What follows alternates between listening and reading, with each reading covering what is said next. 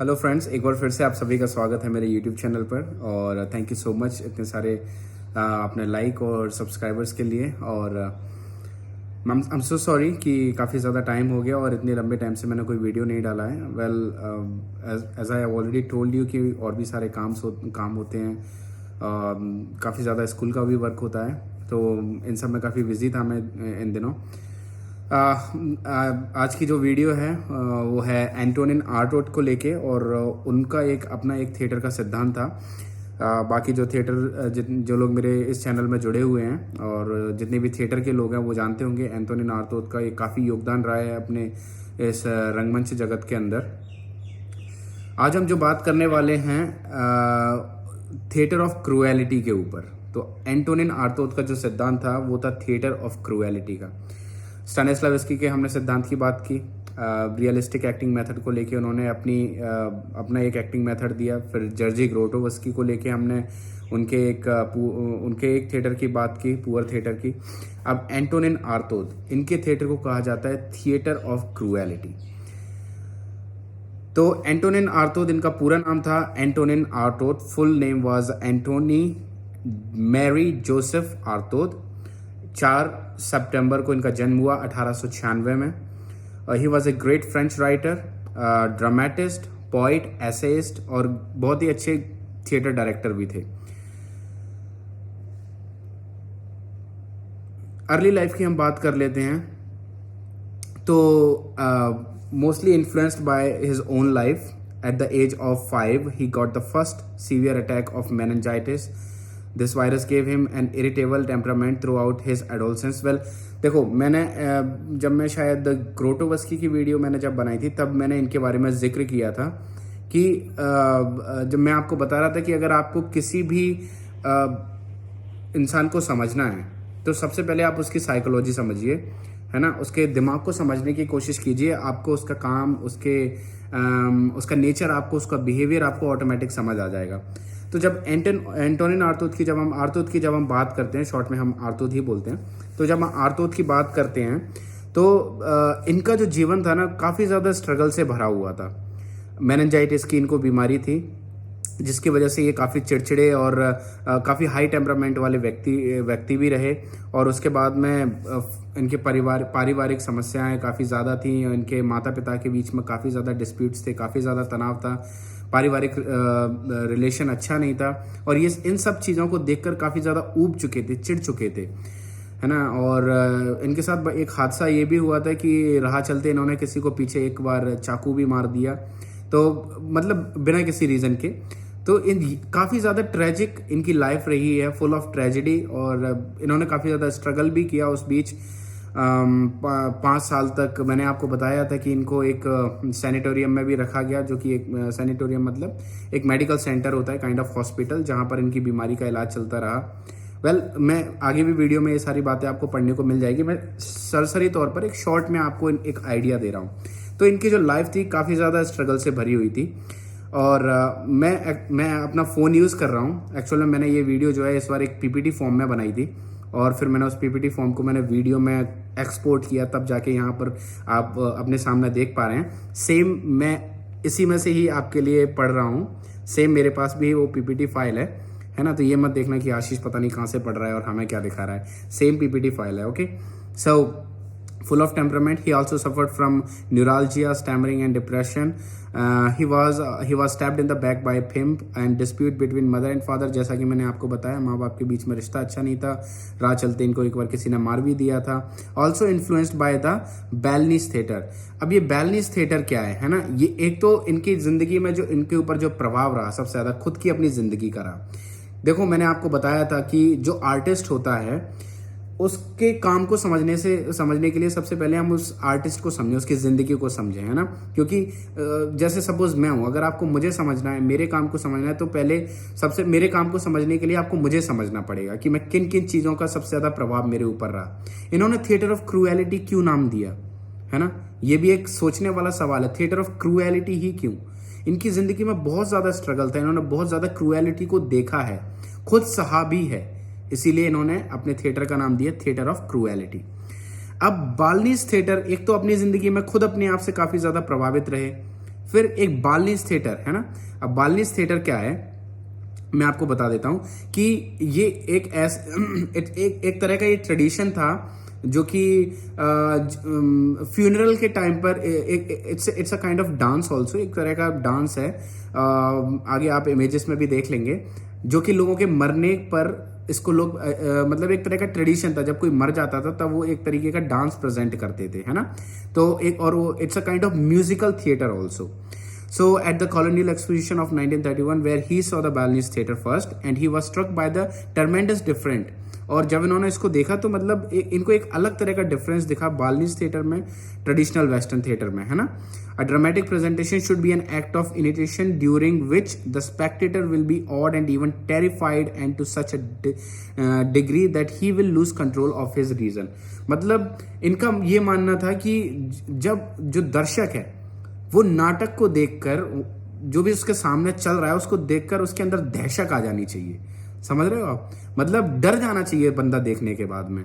तो इस चीज से ये काफी ज्यादा इन्फ्लुएंस्ड रहे. उसके बाद में ये इमेजेस हैं, आप इमेजेस देख सकते हैं सामने. He was institutionalised by his parents in a sanatorium. जैसा कि मैंने आपको बताया एक तरह का मेडिकल सेंटर होता है, एक हॉस्पिटल. 5 साल के लिए उनको वहां पर रखा गया. He got frustrated from all of this and left home and went to Paris. 1920 में ये पेरिस चले गए. काफी ज्यादा इन सब चीजों से फ्रस्ट्रेट हो चुके थे. उन्होंने घर त्याग दिया, सब कुछ छोड़ दिया. इनकी माँ इनको बहुत ज्यादा प्यार करती थी और वही इनके पिताजी थे जो इनको हर एक चीज के लिए धुतकारते रहते थे.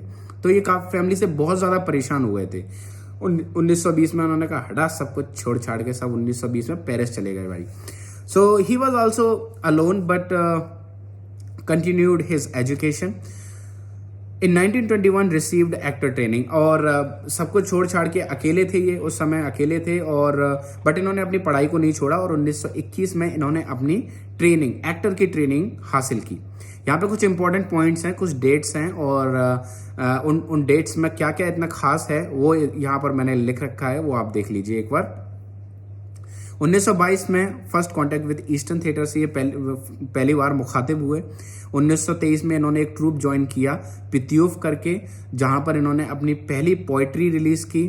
फिर 1924 में एक नाटक के अंदर इन्होंने नेपोलियन का किरदार निभाया, है ना. और ये इन्होंने नॉन रियलिस्टिक मूवमेंट में भी अपना योगदान दिया है ना, जिसको हम सॉरियलिज्म मूवमेंट भी बोलते हैं. 1926 में इन्होंने थिएटर अल्फ्रेड जेरी करके एक थिएटर था, उसको इन्होंने खोजा, है ना. इनके साथ एक बंदा और था, आई एम सॉरी मुझे उनका नाम याद नहीं है इसीलिए मैंने यहाँ पे भी नहीं बताया. इनके साथ में एक बंदा और था और इन दोनों ने मिलके ये अल्फ्रेड जेरी थिएटर को फाउंड किया. 1934 में उन्होंने एक स्क्रिप्ट लिखी लेस सेंसेई. 1935 में इन्होंने थिएटर एंड इट्स डबल, ये उनका खुद का एक बुक है ना. इट्स अ काइंड ऑफ ऐसे, है ना. ये वो बुक नहीं है जो स्टैनिस्लाविस्की की बुक्स हैं, जैसे कि building a character, creating a role and actor prepare, कि आपने पढ़ी और एक्टिंग सीख गए. वैसे ऐसा होता नहीं है. थिएटर एंड इट्स डबल इनका एक ऐसे है जो कि 1935 में इन्होंने पब्लिश किया.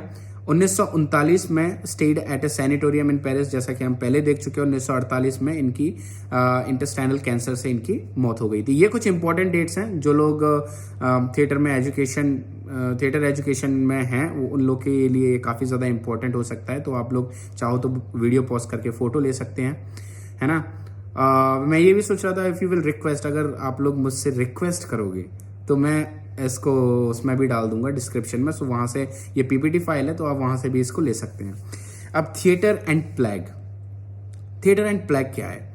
Theatre as plague is beneficial because it forces people to face themselves directly without mask. इनका ये जो नाटक था मतलब लोगों के अंदर के जो छुपे हुए कुछ रहस्य हैं, है ना. मतलब हो सकता है कि मैं जो आपके सामने हूं वैसा मैं रियल लाइफ में ना हूं, but I am like an open book. मैं जैसा अभी आपके सामने हूं वैसा मैं रियल लाइफ में भी हूं, है ना. सो उनका कहना ये था कि हर एक इंसान उनके अंदर कुछ चीजें कुछ छुपी हुई होती हैं. जो इंसान सामने जैसा है वैसा हो सकता है वो अपनी रियल लाइफ में ना हो, है ना. जब देखो यार इट्स वेरी इजी. माँ बाप अपने बच्चों के सामने एक अलग फेस होता है, उनका एक अलग किरदार होता है. वही अब जब अपने काम करने जाते हैं, अपने कलीग से मिलते हैं, वहां पर उनका एक अलग किरदार होता है ना. कई बार हम झूठ को छिपाने की कोशिश करते हैं, कई चीजों से एक्सक्यूज मी, कई चीज़ों से हम हाइड करते हैं, है ना। थिएटर जो ऑफ क्रूएलिटी है आर्थोथ का, वो ये कहता है कि ये इंसान का जो इंसान जिस मास्क से, जिस आवरण से अपने आप को ढका हुआ होता है ना, उससे इंसान को बाहर लेकर आता है। ठीक है, ये उनका मानना था। इट रिवील्स लाइज, देखो क्या लिखा है, वो क्या क्या उजागर करता है, लाइज, डर, फिर आपके अंदर की कुछ शैतानी हरकतें, then fakeness, then awakes the dark inertia human don't know that has sunk into their marrow. मतलब इन सारी चीजों से जो इंसान के अंदर, जो उसको खुद को नहीं पता ये सारी उसके अंदर छिपी हुई है, इन सब चीजों को वो बाहर लेकर आता है ना, थिएटर एंड प्लेग। अब feature of theatre of cruelty, अब थिएटर ऑफ क्रूएलिटी के कुछ फीचर्स हम जान लेते हैं। Theater of cruelty is based on ritual and fantasy. This form of theater attacks on the spectator's subconsciousness in an attempt to release deep-rooted fears and anxieties that are normally suppressed, forcing people to view themselves and their natures without the shield of civilization. जैसा कि हमने पहले भी discuss, इससे पहले वाले में जो मैंने पॉइंट बताया था कि ये जो है ये इस तरह, ये जो क्रूएलिटी का जो रंगमंच है ना, ये रिचुअल्स पर, पुरानी क्या बोलते हैं रिचुअलिटी को, रीति रिवाजों पर, नियम कायदे कानूनों पर और कुछ फैंटेसीज पर बेस्ड है ना।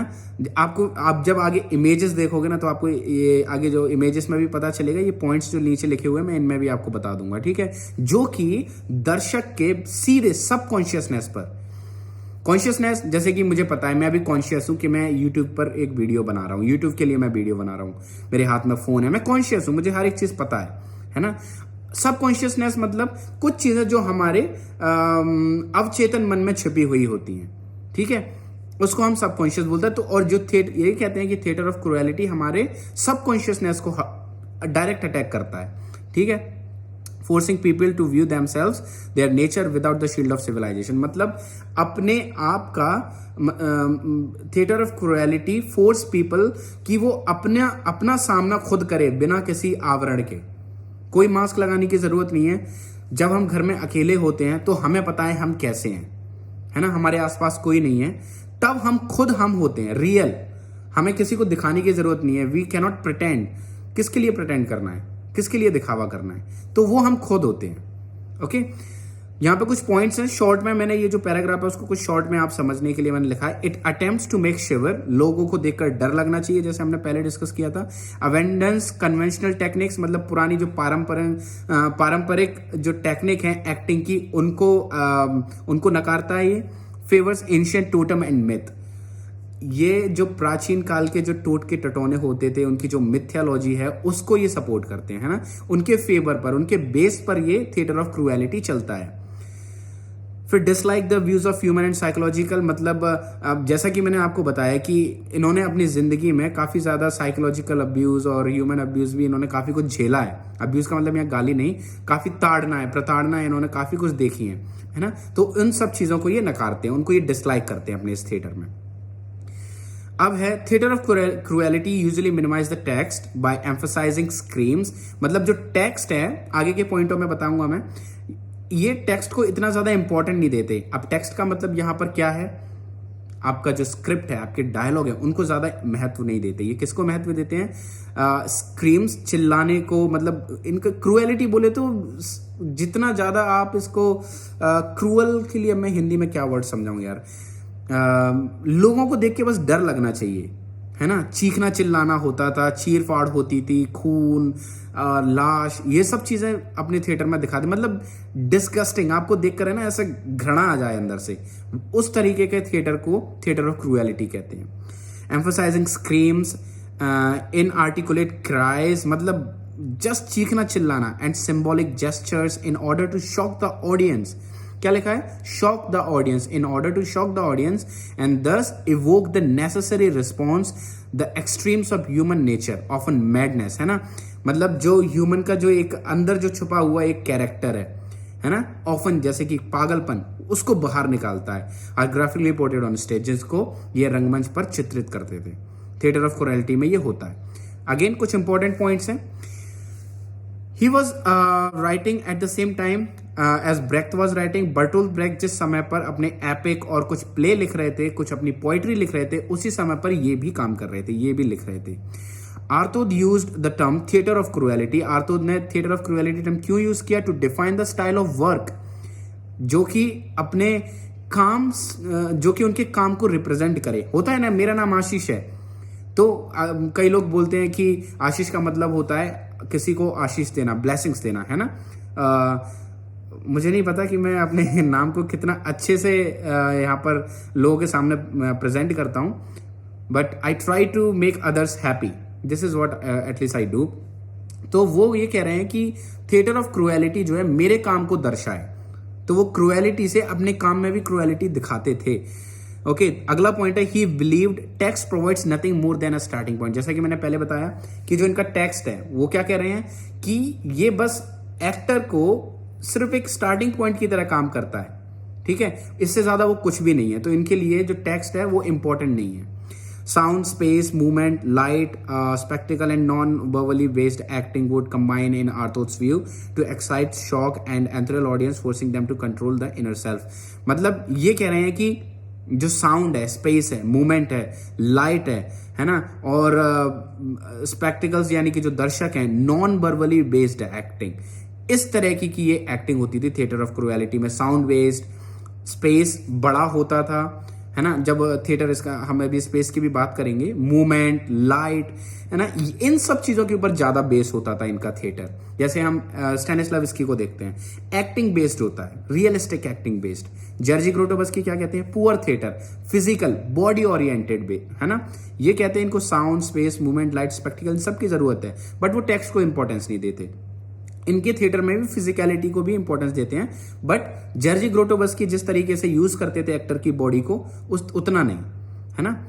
ठीक है, अब आएंगे हम थिएटर स्पेस के ऊपर। Next, Artaud felt that plays should be taken out. मतलब इनका मानना यह था कि थिएटर जो इनका प्ले है उसके लिए इनको एक बहुत बड़े स्पेस की जरूरत होती है। वेयर हाउस, जैसे कि मतलब वैसे कोई भी स्पेस चले बट थोड़ा बड़ा हो, जैसे कि वेयर हाउस वगैरह होते हैं, बड़ा हो, है ना। और दूसरी बात यहाँ पर है, he preferred large spaces such as warehouse लिखा है। Artaud felt that plays should be taken out of the traditional theatre building which he rejected as being too formal. उन्होंने ये कहा कि जिस तरीके से जो प्ले के लिए बोलते हैं लोग, ऑडिटोरियम चाहिए, स्टेज चाहिए और लाइट चाहिए वगैरह वगैरह, इतनी सारी चीजें, लाइट को ये भी, इनको भी जरूरत है लाइट की, बट बिल्डिंग की जो स्पेशली बात कर रहे हैं, तो इनको स्पेशली कोई बिल्डिंग नहीं चाहिए, है ना। इनको बस एक खाली मैदान भी चल जाता था, बड़ा स्पेस, कोई भी खाली स्पेस बड़ा हो, वो इनको चलता था। अब the audience intermingled with the actors. इनके प्ले के अंदर ऑडियंस, दर्शकों से जो थे दर्शक एक्टर्स के साथ मुखातिब होते थे। और सेट में सिंबॉलिक सेट होता था, कोई इतना रियलिस्टिक सेट नहीं लगता था जैसे स्टैनिस्लावस्की के एक्ट में होता है, उनके थिएटर में होता है। Lighting and sound should be fast and exciting. हाँ, अब लोगों के अंदर क्रुएलिटी पैदा करने के लिए, मतलब अपने थिएटर में वो चीज दिखाने के लिए इनको लाइट फास्ट चाहिए थी, साउंड भी बहुत तीखा, तड़कता भड़कता साउंड चाहिए, लाइट भी वैसी चाहिए थी, तड़कती भड़कती सी, है ना। तो ये है थिएटर स्पेस के बारे में। अब आ जाते हैं इनके फाइनल ईयर पे। तो भाई इनका जो फाइनल देखो आप, इनका लास्ट के टाइम पर, मतलब ये इनका जो फेस इस तरीके का हो गया, इनको एक डिसीज थी, है ना, उसकी वजह से इनका फेस का स्ट्रक्चर था वो इस तरीके का हो गया। और this is the last image, है ना, जब वो अपने डेथ बेड पर थे तब उनकी ये हालत थी। तो ये कहते हैं कि Artaud was committed to the psychiatric hospital from 1937 to 1946। He used to get the electric shock for 8 years। Can you imagine, किसी एक बंदे को 8 साल तक इलेक्ट्रिक शॉक दिए जा रहे हैं। और मतलब कहा जाता है कि एक दिन में इनको एटलीस्ट 50 शॉक दिए जाते थे, एक दिन में 50। और मुझे नहीं पता कि 50, 3, 1, 2 में तो बंदे की हालत खराब हो जाए, 50 शॉक।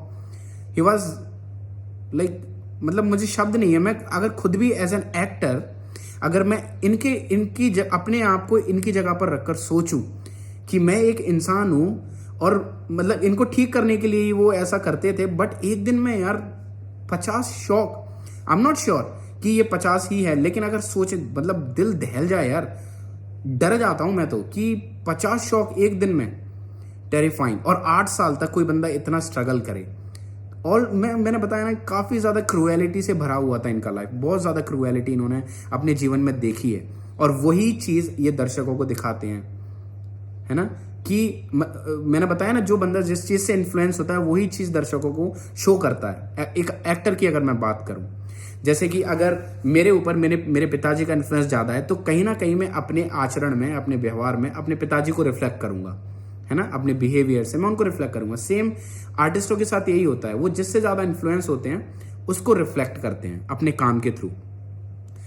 वेल हाँ, 8 साल तक इनको शॉक दिए गए, वो बिना एनेस्थीसिया के। It's too terrifying. It was the real crucial time for him.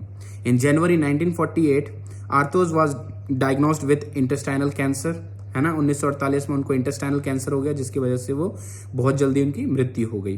उनकी मृत्यु थी 4 मार्च 1948 में।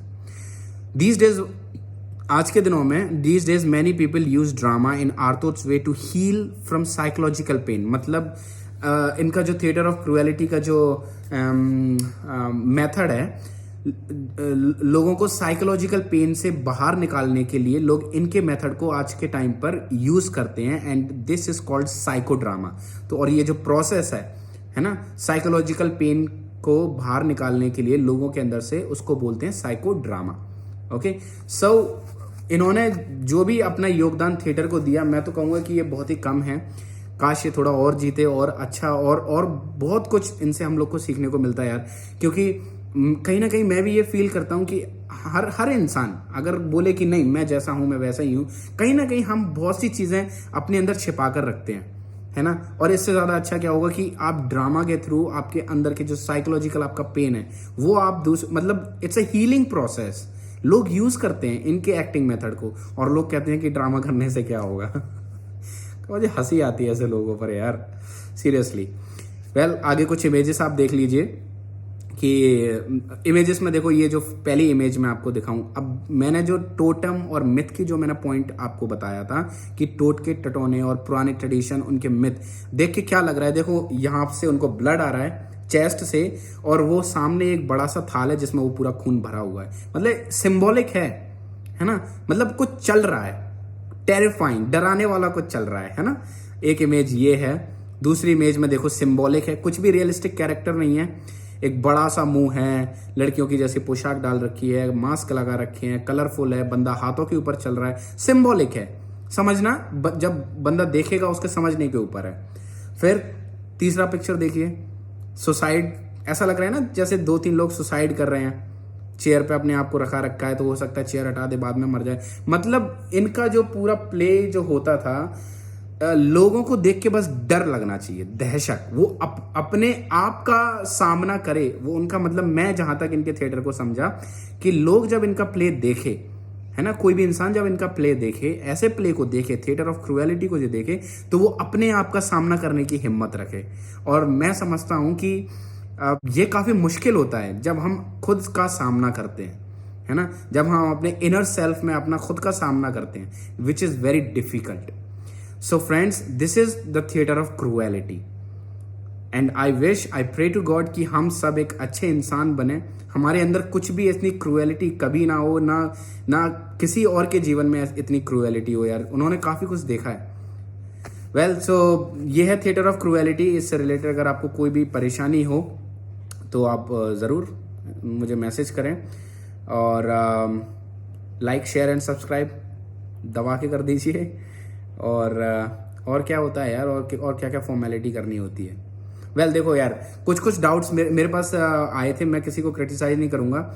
मेरे को एक बंदे का मैसेज आया कमेंट में कि भाई तुझे इतनी नॉलेज है, उसके बाद भी तेरे पास कोई सक्सेस नहीं है। यार सक्सेस, आपको क्या लगता है कि सक्सेस क्या है? कि हलवा है कि उसमें सूजी डाला और उसको शक्कर डाला, पानी डाला, घी डाला और हिला के थोड़ा सा उबाल दिया और बस बन गई सक्सेस?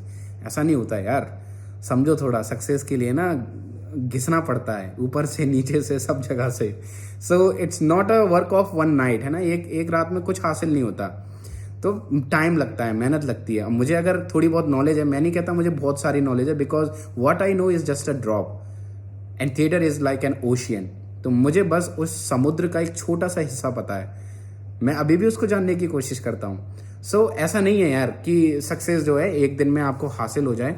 जो भी है, हो सकता है, अपने अपने पर्सपेक्टिव है। मैं नहीं समझता कि आपको जो है सक्सेस एक दिन में हासिल हो जाए। इट टेक्स द टाइम, समय लगता है अच्छी चीज़ें होने में। और बाकी आप जितनी और रिक्वेस्ट है मेरे पास, मेयर होल्ड की वीडियो के लिए मेरे पास आया था, मैं अगली वीडियो मेयर होल्ड के ऊपर ही बनाऊंगा, है ना। और थिएटर आर्किटेक्चर से लेकर भी मेरे पास कुछ कमेंट्स आए थे। मैं सबका नाम मुझे याद नहीं है यार, बट मैं सबके कमेंट्स लाइक कर देता हूँ। और फिर भी अगर आपको कोई और दिक्कत है और कुछ इन्फॉर्मेशन चाहिए, मेरे को जैसे ही टाइम मिलता है मैं वीडियो बना लेता हूँ यार। अब क्योंकि है ना, दिन में 2-2 3-3 क्लासेस, काफ़ी ज़्यादा स्ट्रगल हो जाता है उन चीज़ में भी। पर्सनल लाइफ तो मैं शेयर नहीं कर सकता, बट ठीक है, स्ट्रगल है ज़िंदगी में, है ना। तो थोड़ा सा पेशेंस रखो। और अगर बहुत ही ज़रूरी कोई वीडियो चाहिए तो आप मुझे कमेंट बॉक्स में बता दो, मैं जितना जल्दी हो सके मैं डाल दूंगा। Okay, God bless you all, thank you so much, and please keep like कर देना, सब्सक्राइब कर देना, शेयर कर देना, एंड नोटिफिकेशन बेल को भी बजा देना, ताकि आपको जल्द से जल्द वीडियो मिल जाया करे। Okay, so bye bye, have a nice day, God bless you.